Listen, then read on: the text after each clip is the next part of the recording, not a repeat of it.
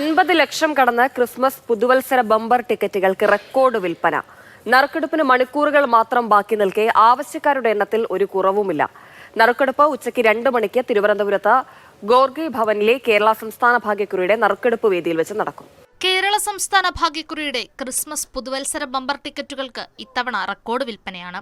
കഴിഞ്ഞ വർഷത്തെ ബമ്പർ ടിക്കറ്റുകളുടെ വിൽപ്പന 47,65,650 ആണെങ്കിൽ ഇത്തവണ ഈ സമയം കൊണ്ട് തന്നെ 51 ലക്ഷം കടന്നിരിക്കുകയാണ് ടിക്കറ്റ് വിൽപ്പന. നറുക്കെടുപ്പിന് മണിക്കൂറുകൾ ശേഷിക്കുകയും ടിക്കറ്റിന് ആവശ്യക്കാർ ഏറി വരികയാണ്. ഇത് കണക്കിലെടുത്ത് 5 ലക്ഷം ടിക്കറ്റുകൾ കൂടി വിപണിയിൽ എത്തിച്ചിരുന്നു. ആകെ 55 ലക്ഷം ടിക്കറ്റുകളാണ് അച്ചടിച്ചത്. 1500 ടിക്കറ്റുകൾ വന്നിട്ടുണ്ടായിരുന്നു.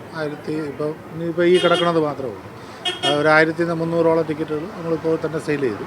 കൊല്ലം ജയകുമാർ ലോട്ടറിയുടെ അത് കേരളം ഒട്ടാകെ ഉള്ളതാണ്. ഇത് ഇപ്പോൾ 12 ജില്ലകളോളം ഈ സ്ഥാപനം ഉള്ളതാണ്.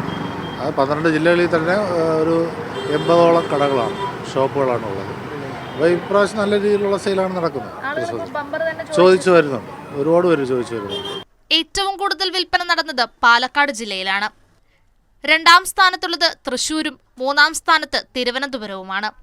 കഴിഞ്ഞ തവണ 4ാം സ്ഥാനത്തുണ്ടായിരുന്ന എറണാകുളത്തെ അട്ടിമറിച്ച് ഇക്കൊല്ലം കൊല്ലം ജില്ല 4ാം സ്ഥാനത്തും പിന്നാലെ തന്നെ കണ്ണൂർ 5ാം സ്ഥാനത്തുമുണ്ട്. ടിക്കറ്റുകൾ തേടി ആളുകൾ കടയിലേക്ക് മാത്രമല്ല തങ്ങൾക്കരികിലേക്കും എത്തുന്നുവെന്ന് ഏറെ സന്തോഷത്തോടെ പറയുകയാണ് ചിലർ.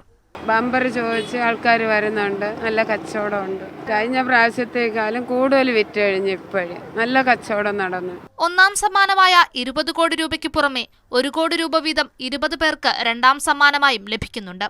3ാം സമ്മാനമായി 10 ലക്ഷം രൂപ വീതം 20 പേർക്കും 4ാം സമ്മാനമായി 3 ലക്ഷം രൂപ വീതം 20 പേർക്കും 5ാം സമ്മാനമായി 2 ലക്ഷം രൂപ വീതം 20 പേർക്കും ലഭിക്കുന്നുണ്ട്. അപ്പോൾ ഈ വർഷത്തെ ക്രിസ്മസ് പുതുവത്സര ബമ്പറിന്റെ വിൽപ്പന ഇപ്പോഴും തകൃതിയായിട്ട് തന്നെ നടന്നുകൊണ്ടിരിക്കുകയാണ്. 55 ലക്ഷം ലോട്ടറികൾ അച്ചടിച്ചതിൽ 50 ലക്ഷത്തിലധികം വിറ്റുപോയിട്ടുണ്ട്. എന്തായാലും 2 മണിയാകുമ്പോഴത്തേക്കും ആരാണ് ആ ഭാഗ്യവാൻ അല്ലെങ്കിൽ ആ വിജയെന്ന് നമുക്കറിയാൻ പറ്റും. ഞാനും എടുത്തിട്ടുണ്ട്. ഇതൊന്ന് അടിച്ചിട്ട് വേണം ഈ വർഷം ഒരു പൊളി പൊളിക്കാനായിട്ട്. അപ്പോൾ ക്യാമറാമാൻ ബിജുവിനൊപ്പം ഇന്ദുലേഖ രേണു, മാതൃഭൂമി ന്യൂസ്.